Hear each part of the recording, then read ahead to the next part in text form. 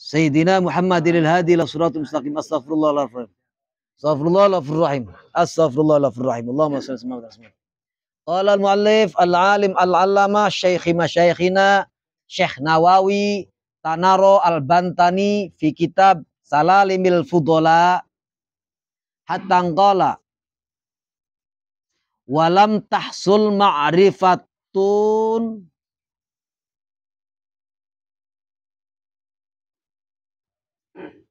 walam tahsul ma'rifatun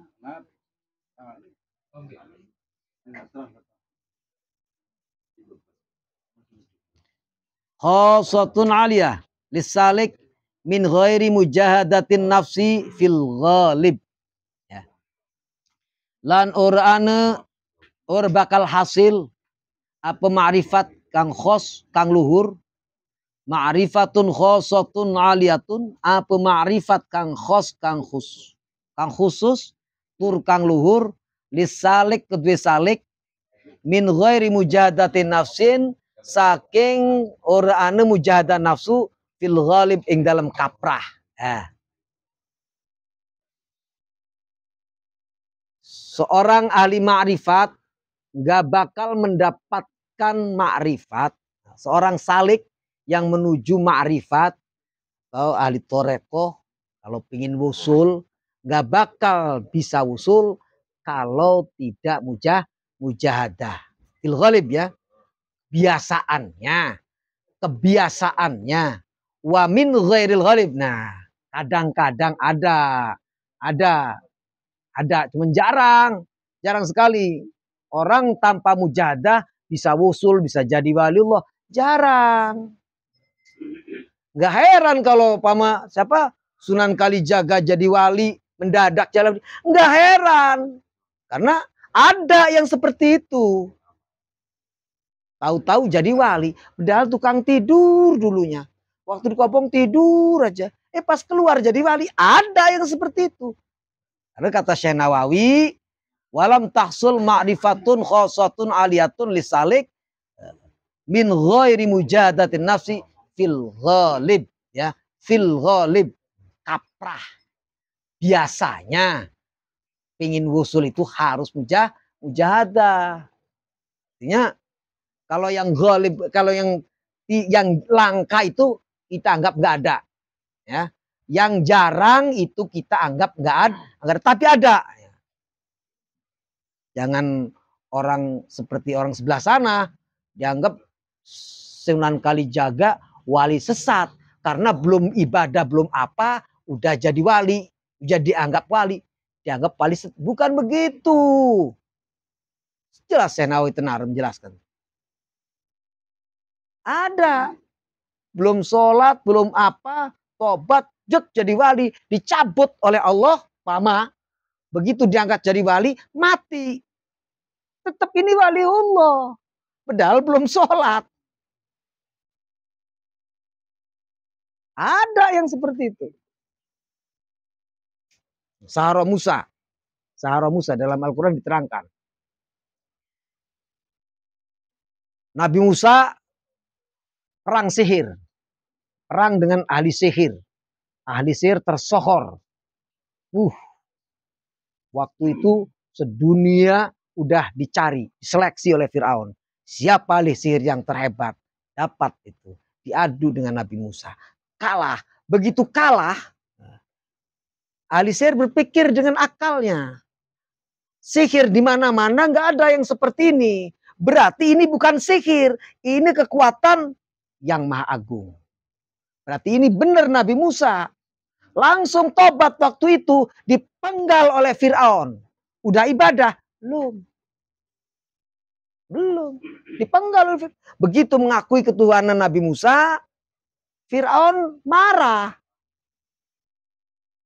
Dianggap bersekongkol dengan Nabi Musa. Dipenggal.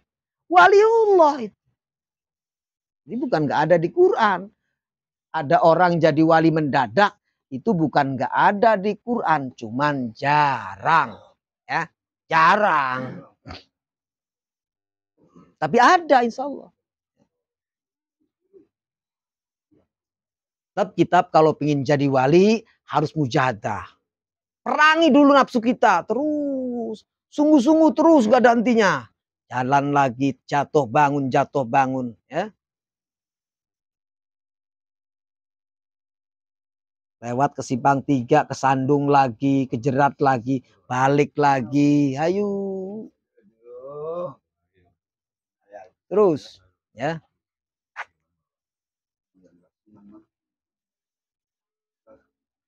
Qala Abu Thayyib al-ma'rifatutul haq alal asrari bimuasalatil anwar. Kata Imam Abdul Thayyib al-ma'rifatu tay ma'rifat iku muncule hak. Ingatasi asror sake rahasia sir-sir lawan nepungakeni cahaya. Ma'rifat itu keluarnya hak.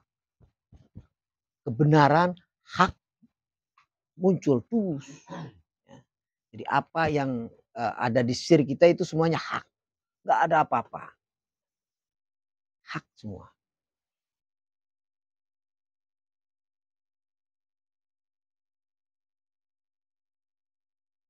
Yang menyampaikan apa? Cahaya. Cahaya Allah. Cahaya Allah. Cahaya kenabian, cahaya kewalian, cahaya dari mursyid kita. Kalau Ibnu Atha al-ma'rifatu ala tsatsa arkanin. Utai ma'rifat itu tetap ingat atas telung rukun. Ada 3 rukun. Kata Ibnu Atha, ma'rifat itu ada 3 rukun. Rukun ma'rifat.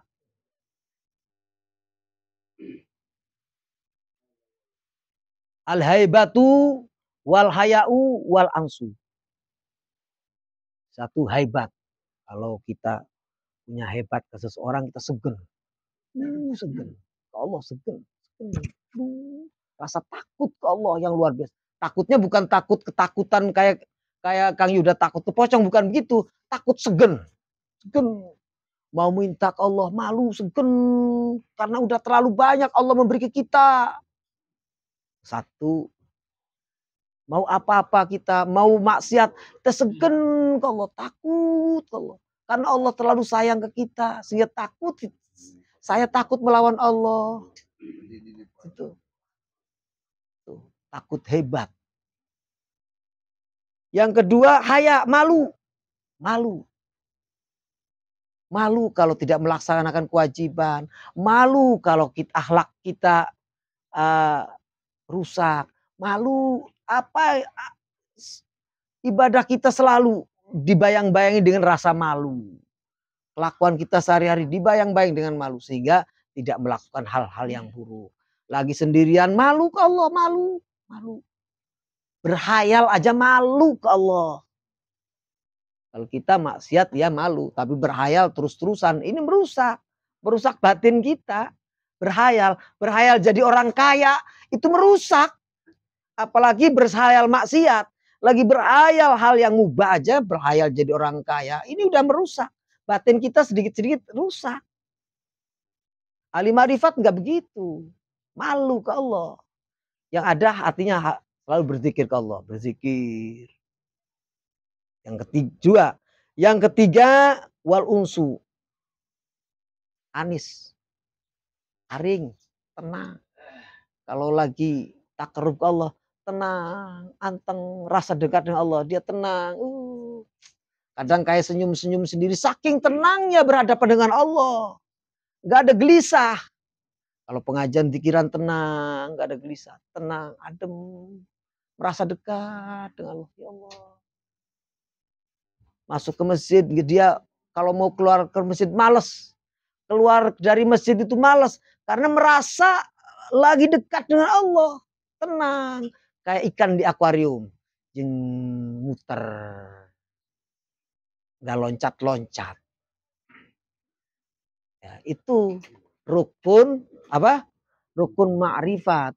Kalau kita udah bisa merasakan yang 3 itu, berarti kita udah ma'rifat. Bukan berarti ma'rifat itu kita bisa melihat jarak jauh, bukan. Kalau yang melihat jarak jauh mah tuh di kapal layar tuh, kapal laut ada kekeran itu bisa ngeliat jarak jauh itu. Teropong bener. Ada teropong itu ya bisa melihat jarak jauh. Itu ma'rifat. Kita ibadah, dapat ada suara azan, Allahu Akbar, Allah, tenang hati, alhamdulillah, bahagia, ada panggilan Allah. Itu ma'rifat.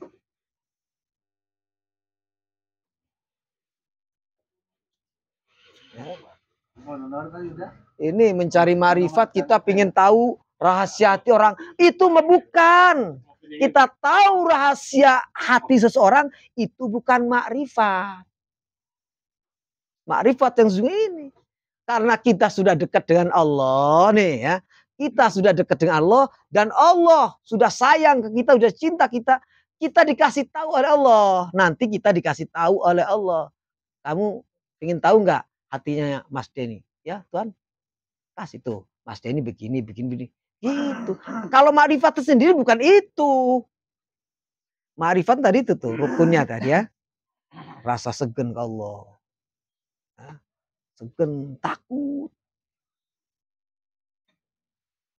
Sehingga begitu mendengar asma Allah aja udah gemeter. Saking segennya. Gemeter. Merinding. Begitu dengar nama asma Allah aja udah merinding. Itu hebat. Malu. Tenang. Tenang kalau kita berhadapan dengan hal-hal yang terkait dengan Allah. Wa qala Dhunnun Misri, ngucap sapa Dhunnun Misri alamatul arif salah satun. Utai tetengar wong arif anu telu. Nah, ini ciri arif ada 3. Mungkin di salah satunya ada nih di sini kayaknya. Cuman harus lengkap 3. Kalau cuman 1 aja nggak bisa. Kayak rukun tadi itu harus lengkap 3. Kalau hanya gemeter aja belum. Dan ibadah masih belum. Kalau udah lengkap 3 rukun baru udah jadi berarti. Nah, kita jangan cari itu. Mujahadah aja dulu. Mujahadah dulu aja. Jangan cari-cari yang itu. Nanti juga dikasih. Ya. Jangan cari manis. Cari gulanya. Ya. Kalau kita mau kopi kita pingin manis. Jangan cari manisnya. Kalau cuman cari manis nanti dikasih senyum doang sama Kang Ade. Senyum Kang Ade kan manis. Kopi tetap pahit. Gitu. Dikasih senyuman doang sama Kang Ade. Cari gulanya. Nanti manisnya ketemu. Mujahadah dulu. Nanti ketemu ma'rifat.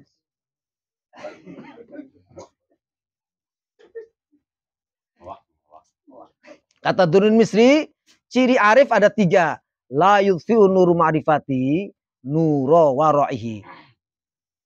Hormateni apa cahaya ma'rifati ing nur waro. Cahaya ma'rifatnya tidak memadamkan cahaya waro. Makin kenceng ma'rifatnya, makin tambah waroknya. Kehati-hatiannya makin tambah. Ini kita tambah begitu zikirnya nambah malah tambah berani. Kata kiai juga zikir mah bisa diampuni dosa. Udah banyak maksiat. Itu ketipu itu. Kalau orang makrifat tambah kenceng zikirnya, tambah waro, tambah hati-hati, ya. Bukan tambah berani, malah hati-hati. Mau bunuh semut aja nggak berani. Tambah, nyakin nambah waro terus. Jadi ngimbangi antara cahaya waro dengan cahaya marifat terus kejar-kejaran. Wala ya'taqidu bat. Waduh. Tren.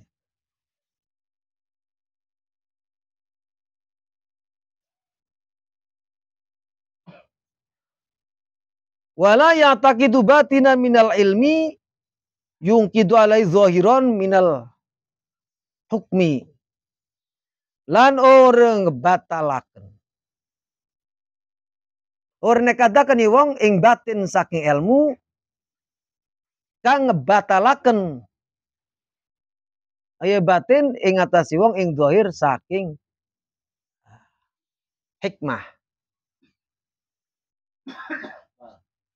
Wala tahmalu kathratu ni'amillahi ta'ala alaihi ala hati asatiri maharimillah.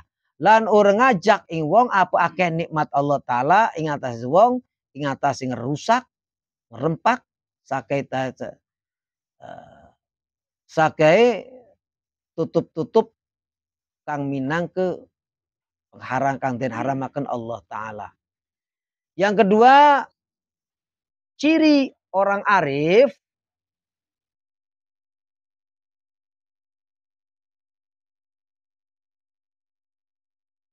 dia tidak menekadkan bahwa ilmu batin ya, ilmu batin itu merusak hukum zahir enggak kan ya. Ilmu batin tidak merusak, ini tambah jadi arif katanya, waduh saya mah udah arif. Jadi sholatnya begini. Nah ini rusak. Tetap zahir harus kuat. Tambah kuat zahirnya. Batin, ilmu batin tambah kuat. Ibadah zahir juga tambah kuat. Ya, itu arif. Jangan berbicara batin, berbicara hati, pinter berbicara hati, ibadahnya memble. Nah, ini berarti bukan arif nih. Kan. Harus kuat. Jadi begitu kita hebat berbicara tentang hati, tentang ibadah dohir juga tambah hebat. Jadi seimbang. Ini ciri arif. Ini ngoreksi hati orang pinter. Umpama dia sendiri ibadahnya nggak jelas. Nah ini dipertanyakan kearifannya.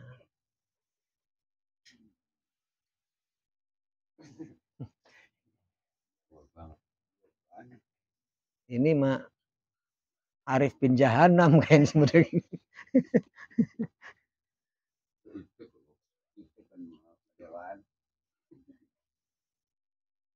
Dan ciri yang ketiga, seorang arif tambah banyak nikmat Allah, ya. Nikmat Allah tambah banyak, ya.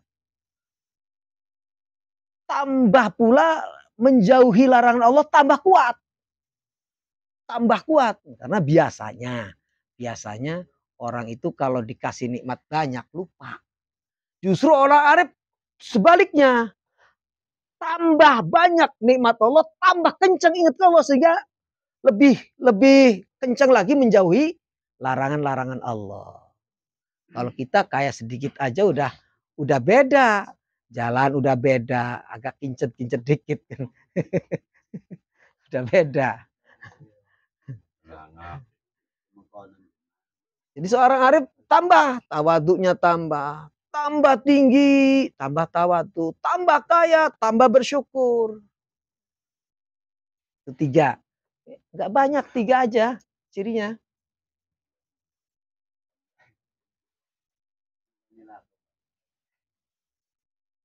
Wa suila Abu Yazid an Arif lan den takoni sapa Abu Yazid al-Bustami. Ya, Abu Yazid al-Bustami ini arifin luar biasa ini.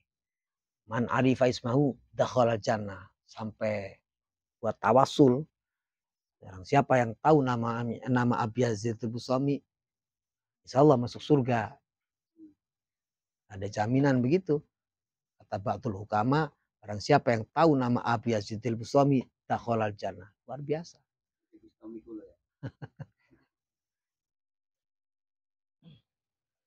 Ini kata ucapan Abi Yazid Bustami.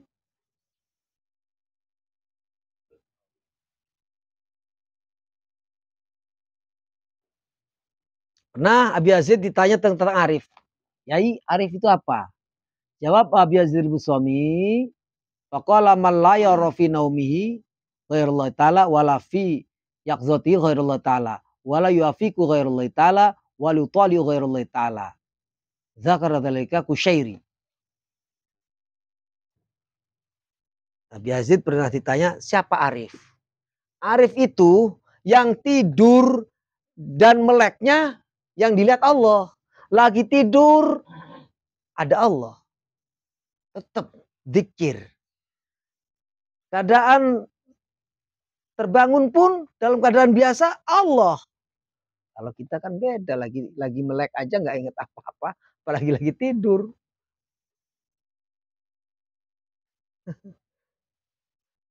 Jadi arif mah begitu. Arif mah tidurnya melihat Allah, dalam meleknya pun tiada yang dilihat kecuali Allah. Walau faqarullah ta'ala. Lan orang mufakati ya arif ing selain Allah. Arif tidak akan sejalan kecuali dengan jalan Allah. Seorang arif tidak akan sejalan kecuali dengan jalan Allah. Jalan Allah. Selalu di jalan Allah. Gak bukal kemana-mana. Walau Allah. Dan tidak akan melirik selain yang dilirik hanya Allah. Apapun yang dilihat, apapun yang dilirik, itu semuanya Allah. Allah itulah arif. Zakara dzalika Qusyari nyebut ing kono-kono pertanyaan Abi Yazid sapi Imam Qusyari. Teman-teman bisa itu.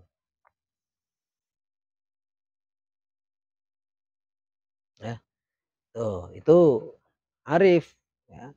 Kalau kita pengen jadi waliullah, arif waliullah. Seorang arif itu waliullah. Kalau udah wusul berarti tinggal mujahadah aja, mujahadah.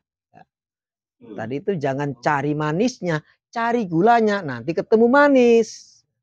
Kalau kita pengen jadi wali aja, mujahadahnya enggak, ya enggak ketemu lah. Enggak ketemu.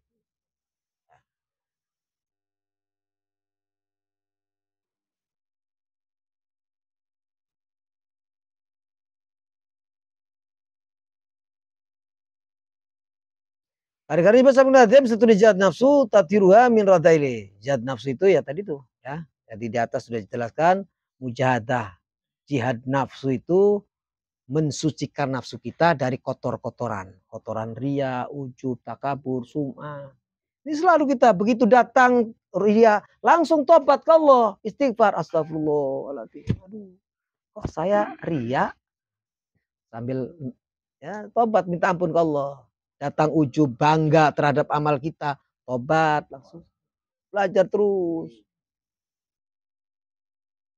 Mujahadah terus-terusan jangan berhenti, nanti dikasih oleh Allah.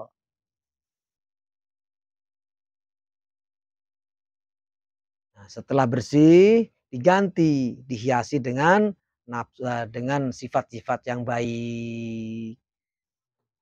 Cahaya-cahaya ibadah yang ada. Rasulullah wafdul jihad man jahada nafsahu fi dzatillahi azza wa jalla. Oh, kata Rasulullah, afdalul jihad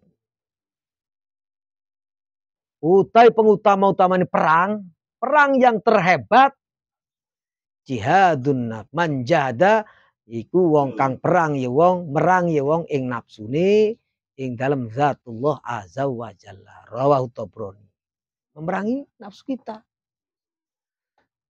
Kita baru memerangi nafsu makan aja udah kelimpungan. Belum lagi, belum lagi di hati ada hadisun nafs. Obrolan hati. Itu harus diperangi. Ahli marifat nggak ada. Obrolan hati itu nggak ada. Adanya zikrullah. Nggak ada. Belum lagi pikir. Nih di sini nih. Berpikir tentang selain Allah. Udah. Hilang itu. Hilangkan semuanya. Itu harus diperangi semuanya. Wal azizi afdalul jihad jihadum man syaggala nafsahu bi fi'lil ma'murat wa kafiya anil manhiyat imtithalan li amrillahi ta'ala. Kata Imam Azizi menafsiri hadis yang tadi, kata Imam Azizi, utai utama-utamane perang iku perangi wong sibuk nyibukaken wong ing nafsune kelawan megawe ini perintah Allah. Perangi utama itu diri kita disibukkan dengan melakukan perintah Allah. Selalu menunggu perintah Allah. Selalu. Begitu ada perintah Allah, wayuh, perang. Wayuh. Sudah. Apapun tinggalkan, lawan. Males, lawan.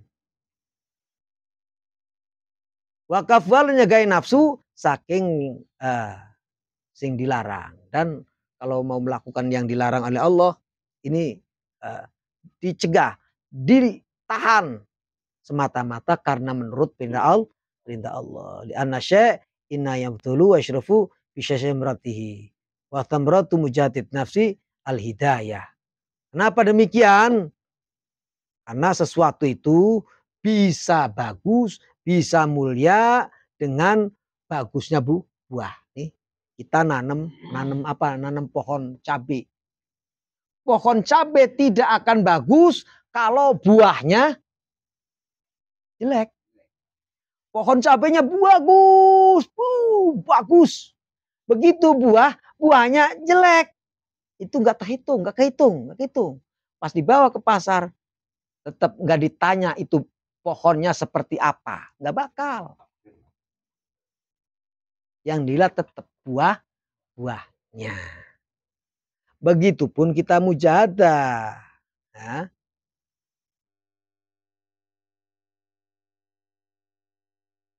Buah mujahadah adalah hidayah. Tatkala kita mengarah ke ibadah, berarti mujahadah kita berbuah bagus. Kita ngaji nih. Ini lagi mujahadah nih. Berusaha besok ngaji, minggu lagi ngaji lagi, zikir lagi, minggu ngaji. Gimana kelakuan kita sehari-hari? Masih sering anukah? Masih begitukah? Ya? Lihat kelakuan kita sehari-hari. Kalau kelakuan kita sehari-hari, walaupun ngajinya bagus, ya, zikirnya bagus, kalau kelakuan kita sehari-hari masih begitu, ya, yang begini masih begini, ya, berarti kita itu kalau pohon bagus pohonnya aja, buahnya nggak laku dijual. Udah, pohon yang seperti itu ditebang, percuma. Tebang aja. Ganti yang baru. Nah, ini kita ngaji, kita zikir. Kalau kelakuan kita nggak berubah, akhlak kita nggak berubah, percuma. Nah, ganti yang baru. Berarti mujahadah kita nggak menghasilkan apa-apa. Wallahu alam bishawab. Untuk selanjutnya ini ada informasi, saya menyampaikan informasi dari mursyid kita, kiai kita, Syekh Yusuf Priyanadi, bahwa tanggal 21 Mei ya? 15 Juni. Nah, tanggal 15 Juni akan 12 Juni akan ada halal bihalal, tempatnya di pondok. Semua jamaah atau yang terkait dengan Al-Mubarok Cinangka dimohon hadir.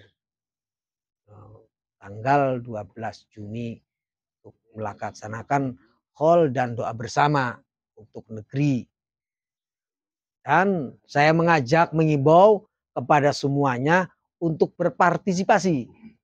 Baik dalam pikiran, tenaga, dan hartanya. Ya. Kita bareng-bareng kita belajar gotong royong.